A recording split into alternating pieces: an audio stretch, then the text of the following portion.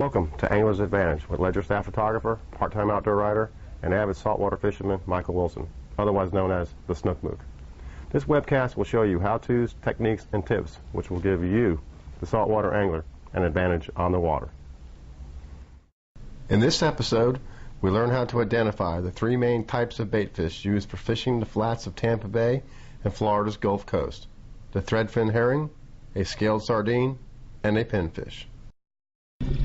Hi, I'm Captain George Hastic, and we're going to go over basically the three common baits that you mostly see in Tampa Bay and a lot of the live wells around here. It's pinfish, threadfins, and scaled sardines or whitebait, depending on who you're talking to. Let me go ahead and find you threadfin.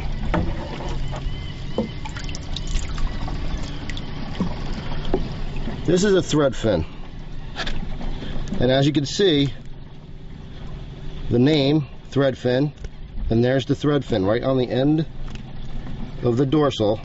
So basically with the threadfin, the dorsal fin has a thread-like fin at the end of it, hence the name threadfin herring.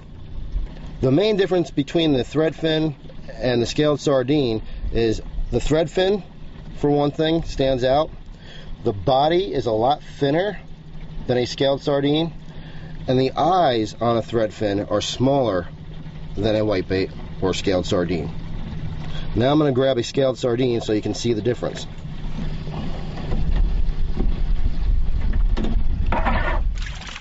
This is a scaled sardine. Now the first thing that stands out is the larger eye. It's a lot larger than the threadfin. That makes it stand out a lot more. It doesn't have the long threadfin like the threadfin herring does on its dorsal fin. The other thing is the body. If you can see this, the body is a lot thicker here than a threadfin herring. These are a lot hardier bait than the threadfin herring in the live well. They'll last longer, they last longer on the hook. It's just a very good bait all around for all the species in this area. This is basically what all the guys get up early for to find, because this is pretty much flats candy. Snook and redfish really love these, and snook predominantly love these. Now I'm going to grab a pinfish. Okay, this is a pinfish. It's the hardiest bait around. This will last forever in a live well. It's very active in the water. It causes a lot of commotion. Redfish and snook will eat these. Sometimes redfish will actually prefer a pinfish over a whitebait.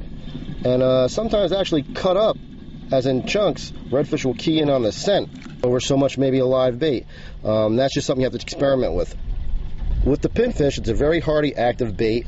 A lot of your deeper water places, like your bridges, passes, pinfish will actually be more productive over a whitebait, because these will dive down for you without any weight and go to the bottom. And sometimes when the snook are hanging down on the bottom, a pinfish is what you need.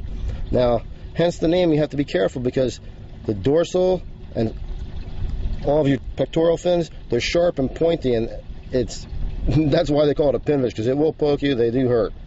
Well, there you have it, folks. Your three main baits in the Tampa Bay area: your pinfish, your scaled sardine, and your threadfin herring. With those three baits in your well, you're ready for anything in Tampa Bay that swims.